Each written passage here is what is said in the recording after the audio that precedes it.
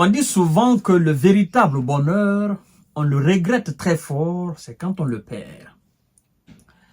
Ce que craignaient les Wisa et leurs alliés dans ces pays d'Afrique, qui sont considérés par eux-mêmes comme des pays hautement stratégiques dans leur politique étrangère, et qu'ils n'ont pas su garder les relations bilatérales saines avec ces mêmes pays, ce qu'ils craignaient, ce qu'ils redoutaient le plus en Afrique, c'est que ces pays renforcent considérablement, consolident d'une façon dure comme le fer leurs relations bilatérales avec la Russie. Mesdames et messieurs, conduit par le vice-ministre de la Défense, M. Younoussef, vice-ministre de la Défense, une délégation très importante russe s'est rendue au Niger dans le but de consolider les relations bilatérales. La Russie est au four et au charbon.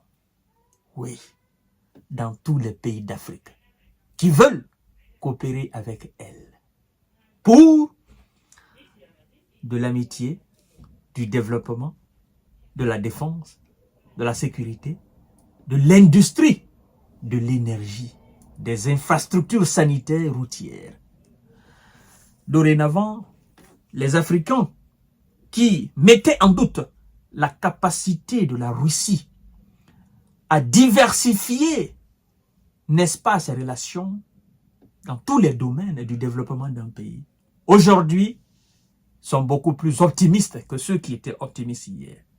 Parce qu'on leur a vendu cette expression, oh, la Russie n'est qu'une puissance militaire, elle n'a pas d'argent, elle ne peut pas aider les pays d'Afrique.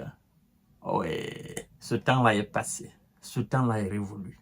Parce que nous avons compris que ceux qui disaient même que la Russie n'était que simple puissance militaire, eux-mêmes, longtemps, depuis des décennies, depuis des siècles même, sont restés assujettis au potentiel russe, notamment dans le domaine énergétique. Et vous savez, l'énergie étant la colonne vertébrale du développement d'un pays, on ne peut pas alors dire que la Russie est une simple puissance militaire. Puissance aussi agricole. On ne peut pas vivre sans manger. On ne vit pas pour manger, mais on mange pour vivre. Et donc, la Russie fait vivre une très bonne moitié de l'Europe et de l'Amérique en termes de céréales. Et donc, monsieur le vice-ministre de la Défense russe, missionné par le patron Vladimir Poutine, afin d'aller consolider les relations avec Niamey, était là, dans ce but-là. C'est de ça que nous allons voir dans cette vidéo, mesdames et messieurs. Partagez la vidéo dans tous les groupes possibles. Abonnez-vous sur cette page, J-Visionnaire. Cliquez sur like, mettez des cœurs, mais aussi abonnez-vous sur Infomonde. Et pour couronner tout, abonnez-vous et activez la cloche de notification au niveau de ma chaîne YouTube, Kanté J-Visionnaire, le vrai. Oh, je me souviens encore de ce sénateur américain qui disait on ne peut pas laisser le Niger à la merci de la Russie. C'est comme si le Niger leur appartenait. Et aujourd'hui, il est dans ce regret fort de fait que la Russie respecte le Niger, respecte les États africains. La Russie vient en état respectueux, d'accord, envers ses nouveaux partenaires. Et non envers des pays qu'elle a envie de coloniser. C'est ça la grande différence. La Russie vient en ami, en égal, en état responsable, en état respectueux, et vient vers des pays respectueux, des pays responsables. C'est ça la différence. Pendant que eux, ils venaient dans une ostentation démesurée, dans une arrogance indéfinie, avec ce qu'ils appelaient de l'influence. Nous allons vous faire ceci, nous allons vous faire cela. La Russie n'est pas dans cette démarche. Et voilà la raison pour laquelle les pays entiers du monde, surtout du Sud global, voient en la Russie celle cette puissance qu'elles ont longtemps entendue, qui viendra avec un esprit d'égalité, qui vous regarde dans les yeux, qui vous dit, nous ne sommes pas une puissance, nous sommes votre égal. Et donc, nous allons traiter d'égal à égal. Nous venons en peuple responsable, nous venons en peuple digne. Nous voulons traiter des affaires avec vous. C'est ça surtout qui plaît aux Africains et au Sud global. Mesdames et messieurs, partagez la vidéo dans tous les groupes possibles. Oui, oui, oui, oui. Une délégation russe à Niamey pour consolider le partenariat stratégique russo-nigérien. Ça me fait énormément plaisir. Le général Abdourahmane Tiani, chef du CNSP, a reçu le colonel général Younous Bek Yevkourov, vice-ministre russe de la Défense. La rencontre a eu lieu, mesdames et messieurs, oui.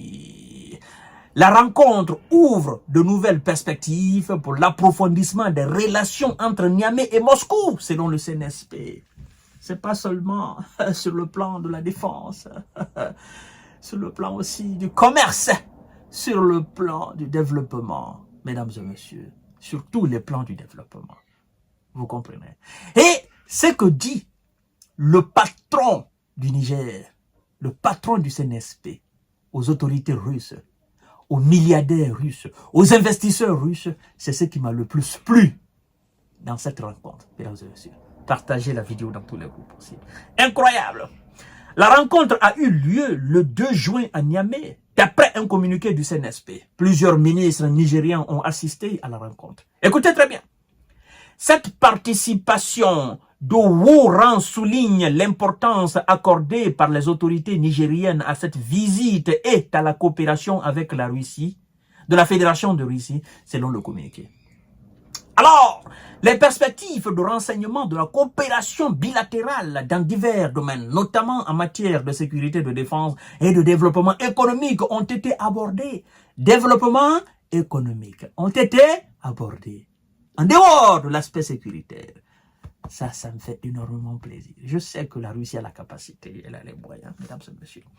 Cette audience ouvre de nouvelles perspectives pour l'approfondissement des relations entre Niamey et Moscou. Relate Niamey. Le général Abdourahmane Tiani a appelé à une mobilisation accrue des acteurs économiques russes pour investir au Niger. Le général Abdourahmane Tiani a appelé à une mobilisation accrue des investisseurs, des hommes, des opérateurs économiques russes à investir d'une façon massive, qualitative au Niger. Oui, mesdames et messieurs. Et croyez-moi, dans les jours à venir, les mois à venir, il y aura de l'investissement au Niger. Et qui parle d'investissement, naturellement, c'est le secteur privé qui développe un pays. Ça va créer énormément d'emplois. Ça me réjouit à plus d'un titre. Partagez la vidéo dans tous les groupes possibles. Nous avons des dirigeants divisionnaires aujourd'hui à la tête de nos différents États. Naturellement, la Guinée, le Niger, le Burkina et le Mali. Ce n'est pas la première visite du haut gradé russe au Niger. Il a été reçu en décembre 2023. Cela a abouti à la signature d'un mémorandum de coopération multisectoriel russo-nigérien. Nous avons parlé de ça, non? Construction des centrales nucléaires civiles afin de donner de l'énergie aux Nigériens. Oui. Vous savez, l'énergie aujourd'hui est vitale. On ne peut pas s'en passer. Tout pays qui se veut de respect, tout pays qui veut aller de l'avant, il faut de l'énergie au pays. Ça, surtout. Et donc, M. Abdourahmane Tiani, travaillez dans ce sens afin que les investisseurs russes viennent investir. Ah oui, on change de cap. Et ça, mesdames et messieurs, c'est à applaudir. La sécurité n'est pas seulement la priorité du Niger. Oh, l'économie aussi. Parce que qui parle de défense parle forcément de sécurité. On ne peut pas avoir une défense solide sans argent. Ouais. Et on ne peut pas garantir l'économie sans la sécurité. Ce sont des choses qui vont de pair. C'est comme la politique et l'économie. Oui, pour avoir politicien, il a de très belles visions. Mais pour réaliser ces visions, il faut de money, de l'argent. Et donc, l'économie, la politique, la sécurité vont de pair. On ne peut pas les dissocier. Mesdames et messieurs, à tout à l'heure pour notre série d'informations de décortiquage. Monsieur Lavrov doit se rendre au Burkina Faso. Et je vais vous décortiquer tout à l'heure ce qu'a dit l'ambassadeur russe qui est au Burkina Faso. Mesdames et messieurs, c'est très intéressant. Partagez la vidéo, abonnez-vous sur mes différentes pages. Merci beaucoup. Je vous souhaite une excellente